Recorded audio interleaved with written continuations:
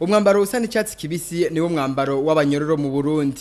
Ni nawo mwambaro uyu munsi mugenzi wacu Bobo Rugurika yambaye hariya mu ibohero rikuru rya Muramvya. Inganda zatanguye umunsi wa kabiri w'icyatsi kibisi mu kwifatanya na Bobo Rugurika muri ibi bihe bigoye arimwe nkuko bivugwa n'urongoye uruganda rwa RPA.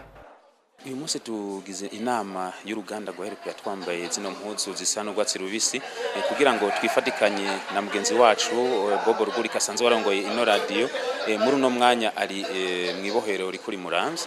Twambaye zino mpuzu rero uno munsi n'umunsi wa kabiri ni nawo munsi afatiwe ko no munsi yafungiwe ko twambaye zino mpuzu rero kugira ngo twifatikanye nawe twambare nk'impuzu yambaye uno munsi mwibohero rikuru rya Muramvya. Muri uyo mwanya nyene niwo mwambaro uranga uruganda rwa Bonesha FM igihe bari mu nama yo kwegeranya amakuru. Iruhande y'udupira dufise iryo bara Bobo yambaye mu ruganda rwa radio Isanganiro bamwe bari bagerageje kurondera ibindi byunganira ko gapira mu kwerekana ibara ry'icatsi kibisi. Ku cicaro c'ikinyamakuru iwacu nico kimwe bose bari muri uwo mwambaro. Umuyobozi aboneraho gutanga ubutumwa aho yibutsa leta y'u Burundi ko Bobo Rugurika yakoze akazi kiwe ku neza y'abarundi n'igihugu.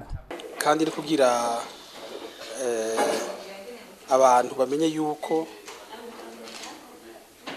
bijya Bobo yakoze atabikoze ku giti ciwe, yabikoze kubera ari umumenyeshamakuru. Twese rero